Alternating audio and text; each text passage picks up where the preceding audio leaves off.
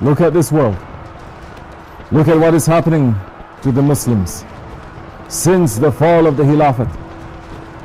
Look at our brothers, our sisters, our mothers, our fathers, our children all over the world, from east to west and north to south. Look at the Uyghurs. Look at the Rohingyas that are being turned into slaves in front of the eyes of the world, whose identity is being erased, whose children are being stolen from them, and they have nobody to help them. Look at Palestine and the zulm and the fire that is raining down on them from the sky in the last nights of Ramadan, in the days of Eid. Look at all the oppressed around the world. Our hearts must break for them, but we have no sultan that we can turn to, who can restore their rights. And those who have been given power, they are not showing their power, because their power have not been granted by Allah. When we had a sultan, the zalims did not dare to do this, because they knew we were protected by the shadow of Allah. O believers, never forget that the Sultanate itself, it is a sign of the divine mercy of Allah, because it represents Rahmatalil Alameen. What is Allah subhanahu wa ta'ala calling the Khalifa? His shadow.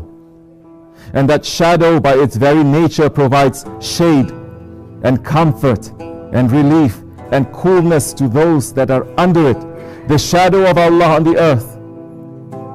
The Khalifa, he was the coolness of the Muslims against the fires of tyranny and oppression.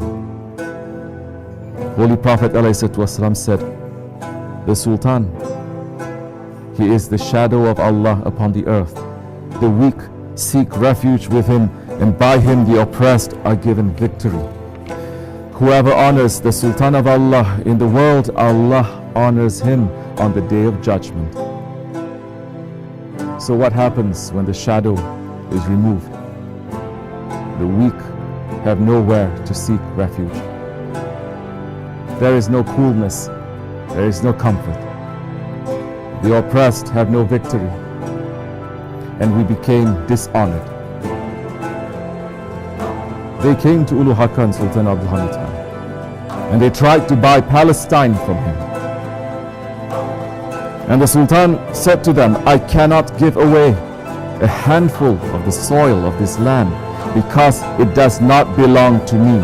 It is for all the ummah that fought for the sake of this land and watered it with their blood. Those ones can keep their millions. If the Khilafat is one day destroyed, then they will be able to take Palestine without a price. But while I am still alive, I would rather push a sword into my body than see the land of Palestine cut and given away from the Islamic State. This will not be. I will not start cutting our bodies while we are alive. Listen to his words, O Muslims. Listen to his words. And your hearts must pump with passion when you hear the words of a Rijalullah, of one with honor. Listen and you know that he is living according to what the Holy Prophet ﷺ said, that the entire ummah is a body.